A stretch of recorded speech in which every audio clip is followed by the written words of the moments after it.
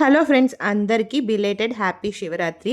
నేను ఈ video post చేసేసరికి శివరాత్రి అయిపోయి ఉంటుంది కాబట్టి బిలేటెడ్ విషెస్ చెప్తున్నాను.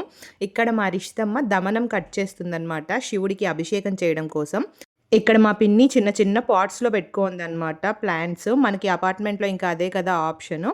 కొన్ని కారిడార్లో పెట్టుకోంది, కొన్ని బాల్కనీలో పెట్టుకోంది. ఈ మనీ ప్లాంట్ ఇవన్నీ కూడా కారిడార్లో పెట్టుందనమాట, షోగా ఉంటాయి కదా అనేసి. ఇది చూసారా, నల్లేరు మనకి పల్లెటూరులో చాలా దగ్గర కనిపిస్తూ ఉంటాయండి. సో ఇప్పుడు మళ్ళీ సిటీస్లో కూడా వచ్చేస్తున్నాయి. చాలా హెల్త్ బెనిఫిట్స్ ఉన్నాయంట, వీటిని తింటారు కూడా. మేమైతే ట్రై చేయలేదు, బట్ తీసుకొచ్చి అయితే ప్లాంట్ వేసిందనమాట. సో వాటితో పాటు ఇంకొన్ని ఇండోర్ ప్లాంట్స్ కూడా ఉన్నాయి. పొద్దున్నే లేచి ఇంకా నైవేద్యం కోసం బెల్లం పొంగల్ అయితే తయారు చేసేసింది. సో మార్నింగ్ నుంచి ఇంకా పూజ గదిలో ఫుల్ బిజీ అనమాట. మా పిన్ని అయితే మాలలు కట్టేసి ఇంకా దేవుడి గది అంతా అలంకరించేస్తుంది. ఫెస్టివల్ రోజే కాదండి, ప్రతిరోజు ఇలాగే ఉంటుంది మా పిన్ని పూజ గది అయితే. సో ఎప్పుడు ఇలా మాలలతో నిండిపోయి ఉంటుంది. ముందు రోజే ఎర్రమట్టి అది తీసుకొచ్చి శివలింగాలు కూడా తయారు చేసి పెట్టుకుందనమాట, అభిషేకం అవన్నీ చేయడానికి.